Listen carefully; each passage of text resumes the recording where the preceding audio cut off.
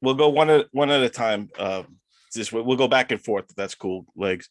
No, it's not cool. Fuck you. No, no.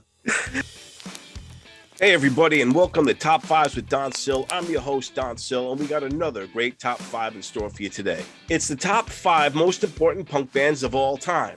Punk rock is one of my most favorite musical genres, and there's so many great bands to choose from. But I had some help from a guy who's been there from the very beginning, the legendary Legs Mcneil. That's right, Legs Mcneil, the guy who wrote Please Kill Me, the guy who was there from punk rock's birth all the way through, the guy who helped name the genre punk rock. Yeah, Legs Mcneil. I usually just hang out and drink a lot and meet famous people and do interviews. And as always, folks, please remember to subscribe, like, and comment below. We want to know what your top five is and what your thoughts are as well. But without further ado, let's get right to it. Me and Legs Mcneil with the top five most important punk bands of all time. All right, we are here with the legendary Legs Mcneil. Legs, how are you, sir? Good morning. I'm good. How are you doing? Happy holidays. Yes, happy holidays. This is it's so great to have you doing this with me. Such an honor. You are a true pioneer of the punk rock movement, so to speak. You've been there since the beginning. What do you do, Legs? Well, I work as resident punk. What does that involve? I usually just hang out and drink a lot and meet famous people and do interviews.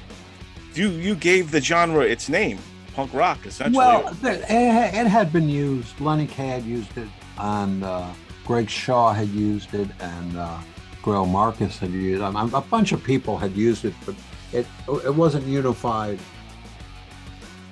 under.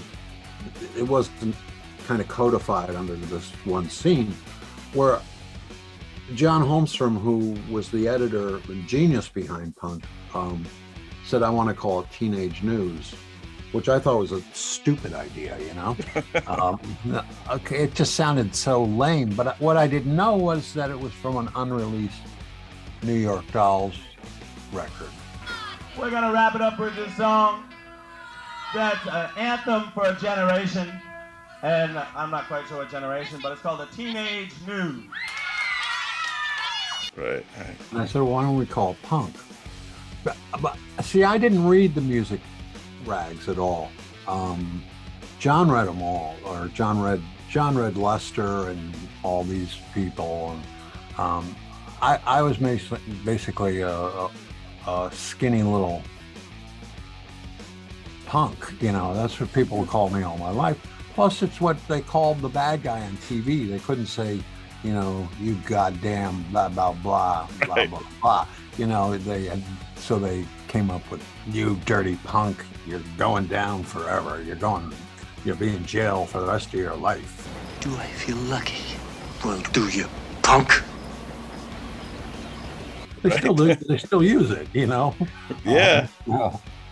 It definitely stood the test of time. I don't know if Teenage News would have had the same impact, even though, like I said, it was a New York Dolls song, but it became a legendary magazine out there on the scene, informed so many people about the punk, what was going on with the bands, because they weren't getting that stuff mainstream back then. No, well, and mainstream media really put punk down. You know, they didn't try to understand it, or, you know, it was just, it was so limited. There was no internet. There were the three networks and a few local news channels that loved. I mean, if they needed to do an anti-story on something, they would choose punk. What is punk? Why is it different than the Woodstock generation or beatniks, or is it? Well, I think it's different because it has no social value. Right. You know, come and interview a bunch of idiots, you know, and say, you want your, I mean, there was an episode of Quincy where they go and someone I think died in the mosh pit, you know, because they were, you know, and Quincy got incensed and said, we have to stop this, you know. You know. And she finds her daughter burning cigarette holes in her arm, shredding her clothes to bits, taking pills, and locking herself in a room listening to that violence-oriented punk rock music. No way out of the rain. No shortcuts, baby, no fast lane. Yeah, back in the day, punk rock was definitely scary in a way. I was a kid. I just turned 50, so when this whole thing started, it was pretty much I was a little kid, and it was scary in the sense that it was real, it was gritty, it was in the streets,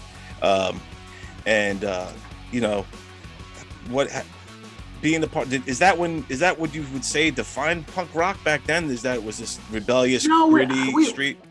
I thought it was a kind of a joke, I was so skinny and could never fight. I think I got into 2 fights with Holmstrom, not with him, but with right. And someone punched me and I went down and John was saying, get up. And I go, why? He's just going to punch me again. I'm just going to go down again, So, I was not a tough guy at all, never was, make love, not war. But, I was a lover, not a fighter.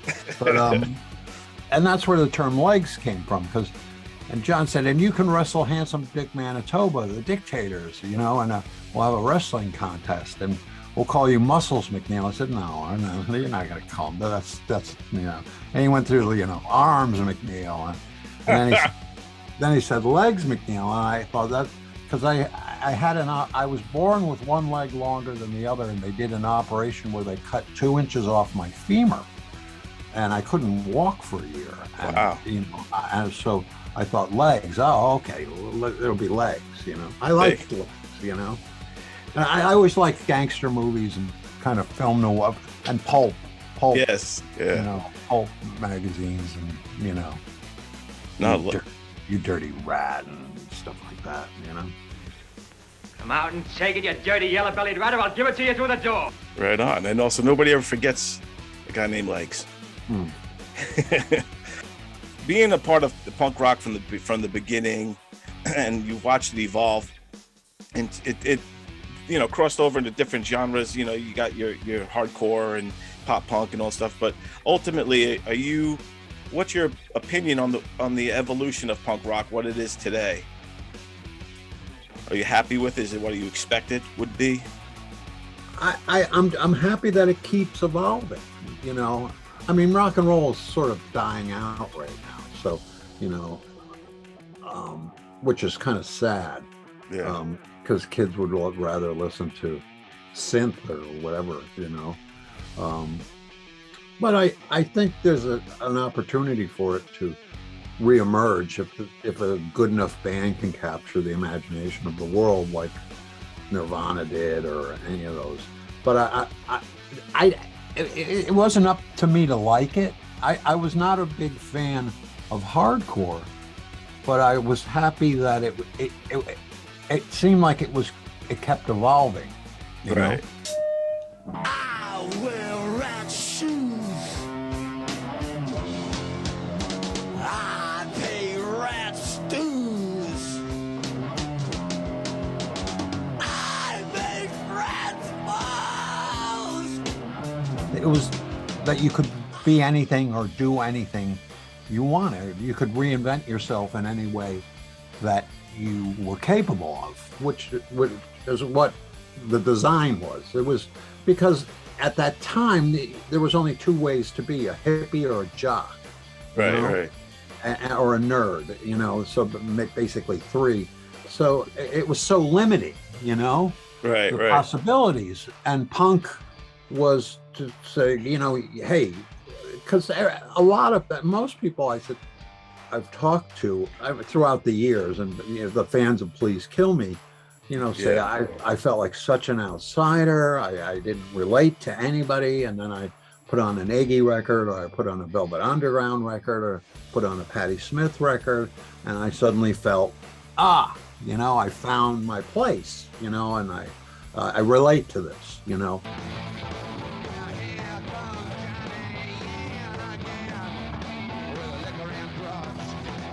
It gave you an opportunity to find friends and people, like-minded people, and so you could form your own community, which is what makes me the happiest about about this is that, people didn't commit suicide, and, or they committed suicide slowly through punk. But, Right, yeah. But I mean, if a lot of these school shooters who probably feel the same way had discovered, the Ramones or Iggy or whatever, the Dead Boys, Right. they probably wouldn't have shot all these kids, Yeah, because you're able to get that angst out of your system, or get it out, whether it's at home just rocking out, or even in a mosh pit, or at the clubs, or whatever. So yeah, I think I always say, like, I feel like punk rock is they're truth tellers in a way, and also it is good for those type of kids to find an outlet, through the music.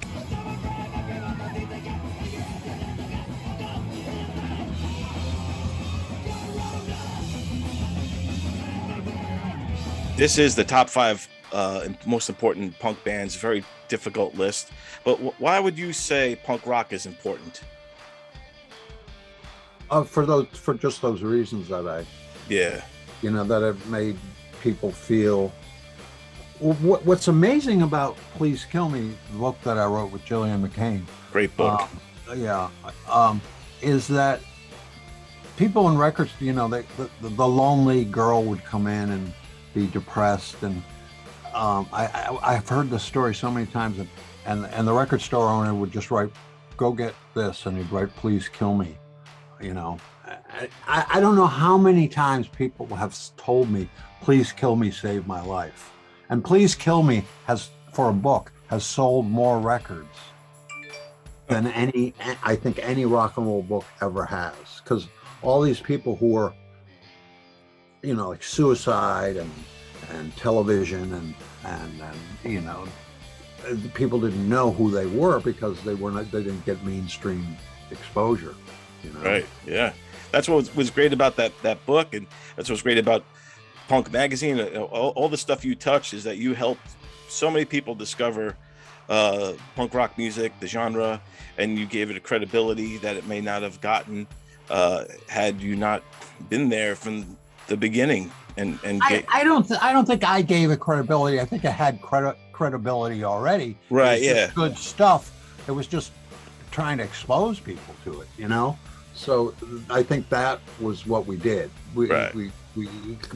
But come on, Raw Power and the Stooges already were great, and the Velvets, come on. Yeah. Velvet, I would say counting down my top 5 would be the Velvet Underground first. The Velvet Underground were just so incredibly important. They not only kind of invented punk, they invented goth with Nico. They did so many different styles. And if you put on the first Velvet Underground with Nico album today, it sounds like it was made last week. It sounds so new. I'm always amazed how new it sounds.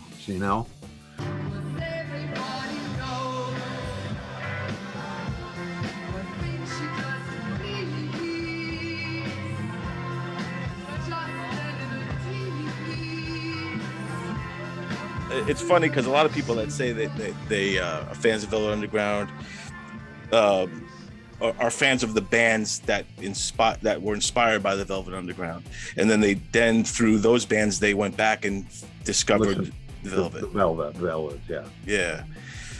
Yeah, guys like Lou Reed. I mean, they just carry that punk rock ethos, that vibe that they are on their sleeves. But Lou wouldn't have been the Velvet Underground without John Cale, because John Cale knew nothing about rock and roll. Right. He was this avant-garde, guy from Wales, who, and he added such strange sounds that you'd never heard in a rock and roll record before, that were so great. You got the style that it takes. You got the style that it takes. I think the pairing of the two, I mean, you can hear it on later when they reunited for Songs for Drella, the album about after Andy Warhol died, when they did the tribute kind of album to Andy. You can hear the magic of the Velvets kind of coming back. Of course, Moe Tucker and Sterling Morrison are not on it, but they should have been, but Sterling unfortunately died. Right. You know. But so I would say the Velvet Underground is my number one favorite punk band of all time. And you still don't hear them on the radio. I have Sirius, and I listen to Little Steven's Underground Garage all the time. They never play the Velvets. You never hear them. Yeah, that's weird. Yeah. And it's like, why doesn't anyone play the Velvets?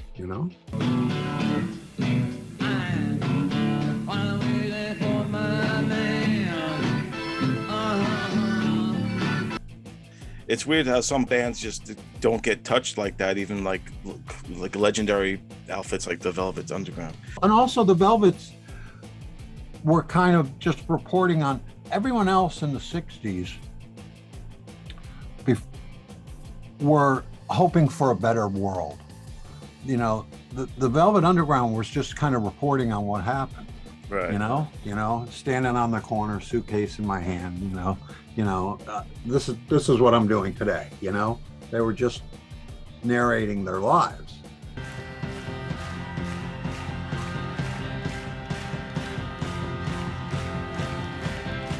When I put a spike into my vein, then things aren't quite the same.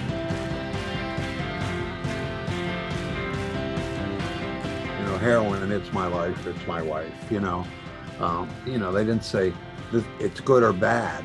They were not morally judging themselves. They were kind of just reporting, which is I as a journalist really appreciate it.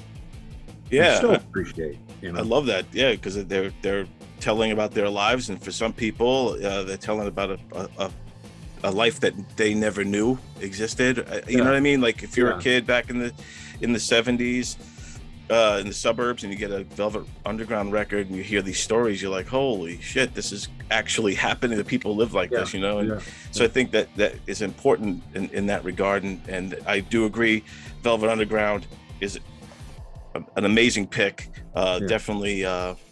So that's my number one. We're not going to go.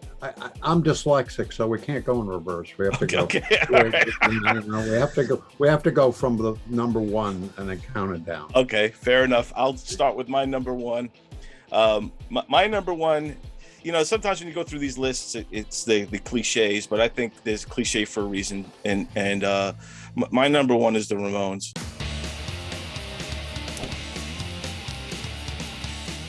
And it's mainly because they're heavily credited with inventing the genre. Now that they might have been influenced by other bands, maybe the Kinks or something that came before them, but the Ramones definitely, this a bunch of kids from Queens, they came up, they had this attitude, this chip on their shoulder, this kind of simple 3-chord rock that made a statement, and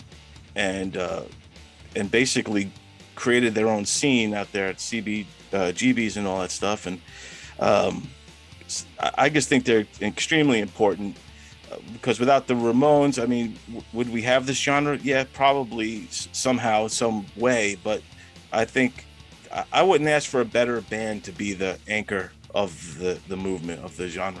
Let's go! Let's go! Let's go!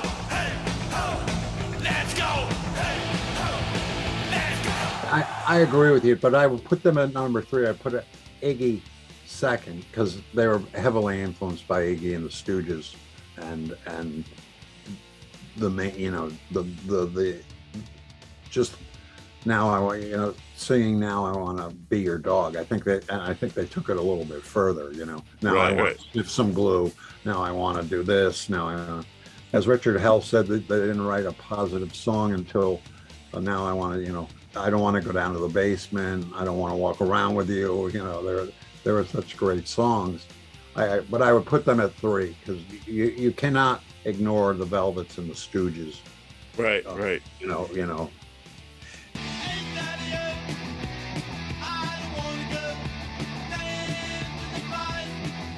So yeah, so Iggy Pop it for you at number 2. I think Iggy Pop's another one. Was he Detroit based, right? And yeah. Produced by John Cale from the Velvet Underground. Right. Was set up by Danny Fields. You know, that was Danny Fields' great inspiration. Now you've been interviewing Iggy since the beginning, right? And not really. No, I kept missing Iggy when he came to New York. Everybody was kind of coveting Iggy, and they were having parties with him and stuff. And I was like, what? You know, that they were keeping Iggy as a secret still. They wanted to have them at their loft party, you know. Right. You know, so I kept missing him, you know.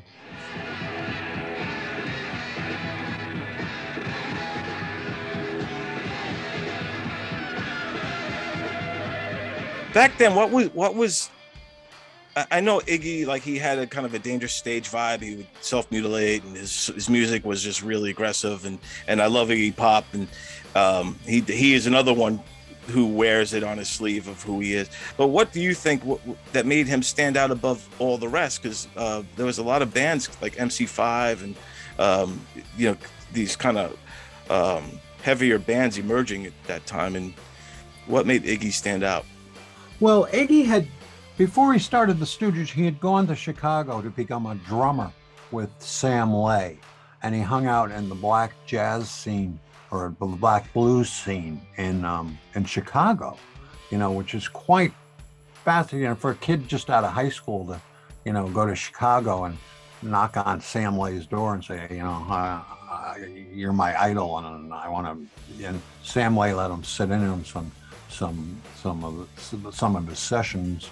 And I think he saw, and he smoked his first joint with Sam Lay, because Iggy was kind of a straight kid. He was kind of wore cashmere sweaters and had penny loafers, you know, with the pennies in them, and he was also a really bad asthmatic, so he couldn't. You know, he told me, I always wanted to take drugs, but I couldn't because I was asthmatic.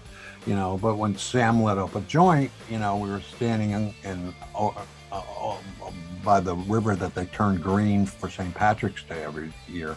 I forget what it's called, but Sam said, "Well, why do you white boys try to copy me? Don't you have anything inside of you that needs to come out?" You know, and Iggy thought, I could go back and I could write my own simple blues songs about, you know, my life, you know, and that's where you got the idea to start the Stooges, you know, from smoking a joint with Sam Lay, you know.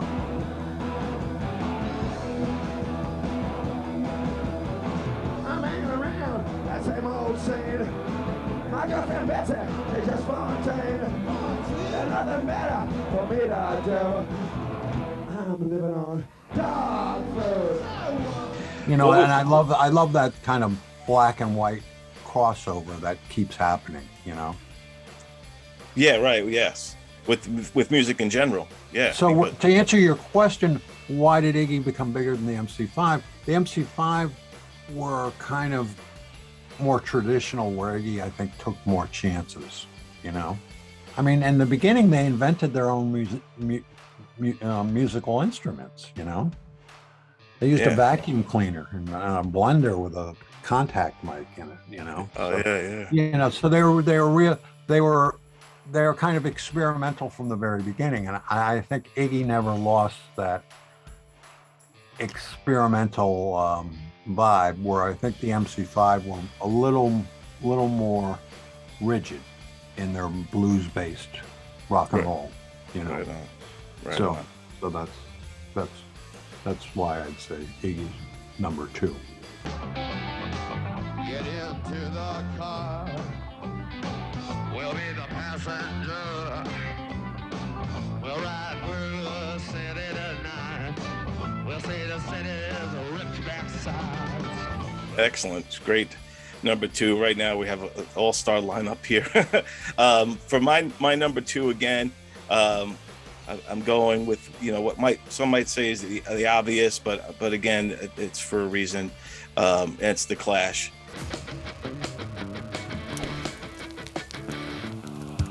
I think that The Clash, you know, they brought you know, political awareness to their music, and still have that same kind of angst and heaviness about them.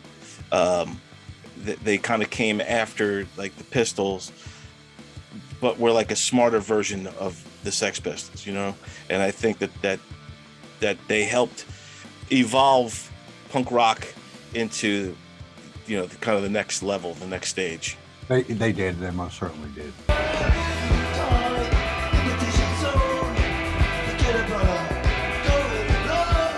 Yeah, I'd agree with that, but I would put them at 4 or 5 for me, because I was there. I was with Joey when we got the first Clash single, White Riot. Joey had this little portable record player, you know, that you bought at like Kmart or where, you know, Woolworths, you know. Right.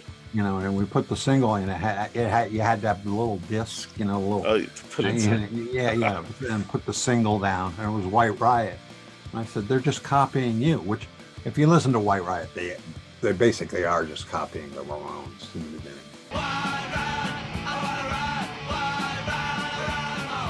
Right.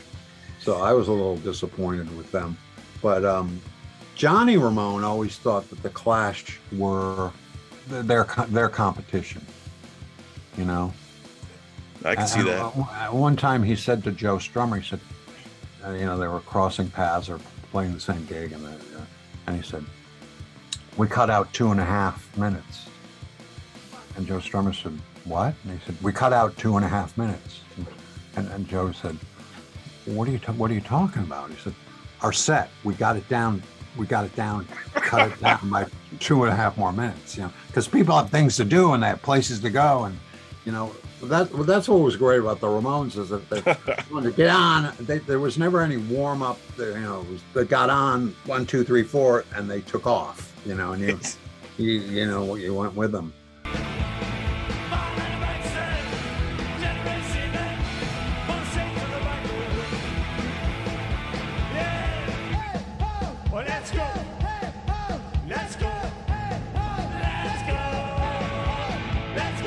And I think the Clash learned a lot from the Ramones, and they were also there when they played Dingwalls, you know, on July 4th, 1976, when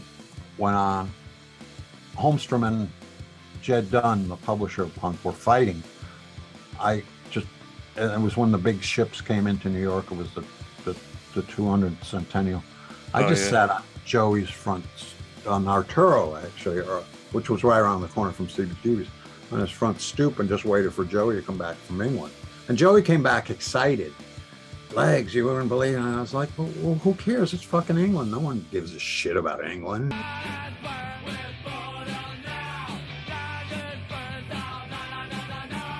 You know, I had no conception of what they had done, you know. Right.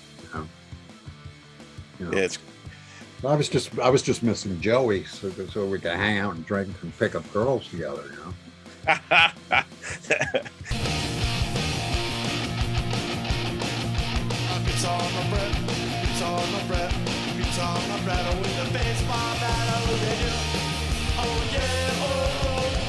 There you go. That's what it's all about. So, who do you have for your number 3? Well, no, we have the Ramones. You know, Ramones. The Velvets, Iggy and the Stooges, the Ramones. I think 4 would be Patti Smith.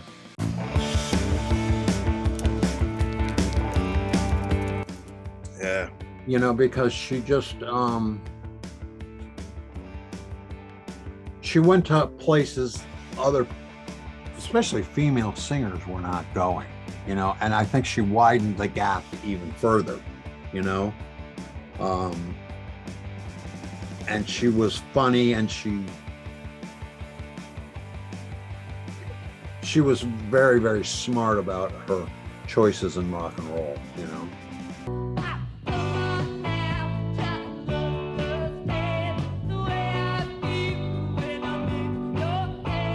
Yeah, she definitely, like you said, was smart about her choices, and I think also, you know, she showed that women can do it too, and then you know what, like after her, you know, Wendy O and women like that, you know, really going for it. You know, like Joan Jett maybe comes from the Patti Smith line, perhaps. I think Joan was more influenced by the Blondies, you know, because she was hanging out with Debbie a lot, you know. Yeah. You know. It must have been cool back in those days in the beginning in CBGB. I mean, you would hang around there and see all these bands in their infancy, and just, did you know it was magic when you were watching this happen? Oh yeah, I knew that. Yeah, I was very. But you weren't going around like, this is magic. You were going around like, this is great. Let's get another beer and let's go talk to that girl over there and, you know, see what she's up to. You know, right. You know, so it wasn't. You didn't walk around so consciously.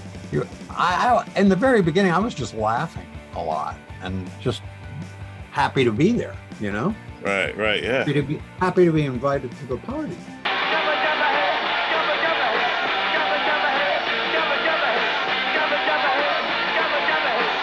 I have another. I know we kind of already have our 5, but I want to ask you. No, we have four. Oh yeah, we have Velvet Underground, Iggy Pop, Ramones, Patti Smith, and then the Clash. But we could interchange these out. So because I wanted to get your thoughts on Bad Religion.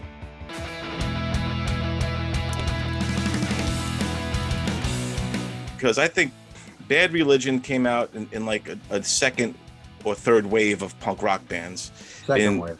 Yeah, and they kind of brought that pop punk sound and led the way for NoFX and Green Day and all those SoCal bands. Yeah. And so I think that they're important in that regard because of that. I don't know if they're so much about the message, but I think the sound, and also responsible for really helping to bring it to the mainstream.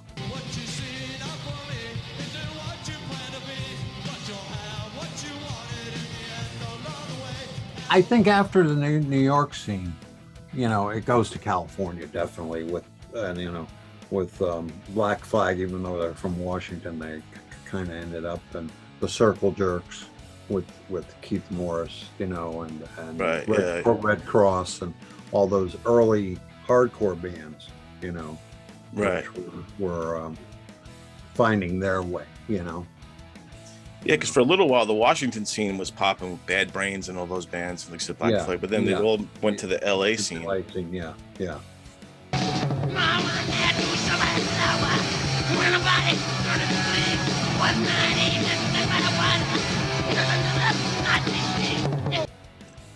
And then the other one I want to talk to you about to see if they deserve to be on the top 5 is the infamous Sex Pistols.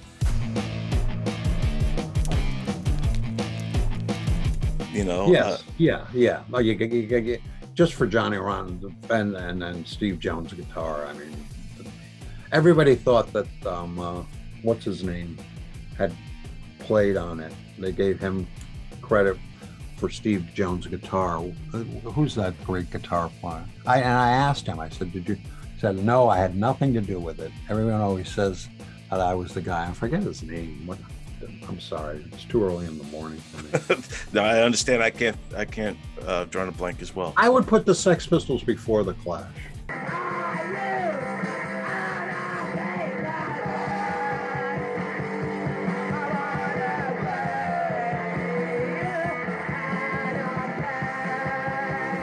I put the Sex Pistols after Patti Smith, and then the Clash.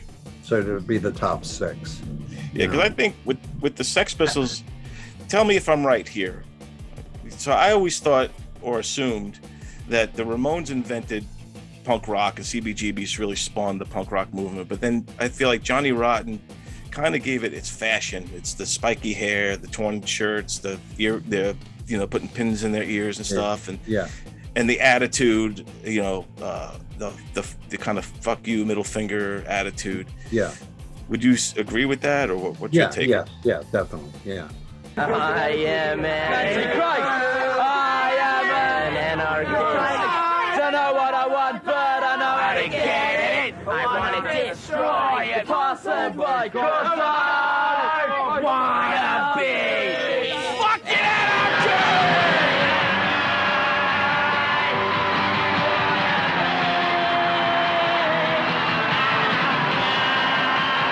And then you combine the New York and the England, and I think then that's how you get the LA kind of.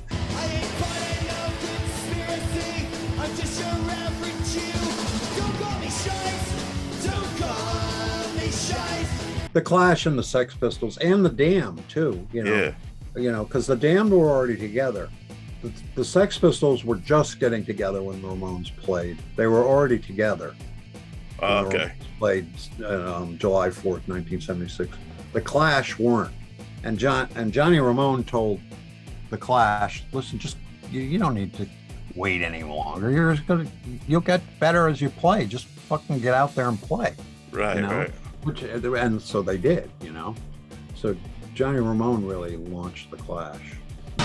Burkin rocks the hot sun, up on the lovers, up on the lovers. So here's our top 5. So for our top 6. Our top 6. Our top 6 right now. At number 6, we have the Clash. At 5, the Sex Pistols. Yes. At 4, Patti Smith. Yes. At 3, the Ramones. Yes. At 2, Iggy Pop. Yes. And the number 1 most important punk rock band of all time is the Velvet Underground. Yes. Yes. That is an excellent list. Honor to do this with you, Legs Mcneil. Thank you so much. I'm no longer with PleaseKillMe.com. I'm launching my new site next week, which is called Legsville, where Legs McNeil's mind lives. Love it. For people with great taste. So it's Legsville.com? Yes, Legsville.com is coming soon. And everybody, if you're a fan of punk rock music, you should already know who Legs McNeil is, and also definitely check out the book, Please Kill Me, and all his other books. Please Kill Me it's just great. I actually took the kind of the template that you did with Please Kill Me, and I tried to do my own with stand-up comedy interviews that I've done. Yeah. And and I sent it out, and they actually wrote back, said this is you're copying Please Kill Me style. Yeah. So I was all right. I'm also going to be teaching a course in Zen and the art of the narrative oral history. So you can link it on the site if you want to go for the 10-hour course. It'll be $750, and I'm going to help you with whatever your narrative oral history is. Legs, this is truly an honor. Thank you so much for taking time out of the morning here to. Thanks for doing it. Man. It's fun. Yeah, you're the best, and through the years, I've learned so much about the music through you, whether you realize it or not. You've inspired me in many ways, so thank you, sir. Well, thank you for the nice compliment. I appreciate it. Yes, indeed. And Take have care. a great day. Yeah. You too. Okay. Legs McNeil, everybody. Legsville.com. Okay. Well, there you have it, folks. That's the top 5 most important punk bands that me and Legs McNeil came up with. Hope you liked it. And remember, everybody, let us know your top 5 and your thoughts. Did we miss anybody? Did we overlook somebody? Should we have added somebody else? Should we have made it a top 7 or a top 8? Let us know. But anyway, we'll see you again next week.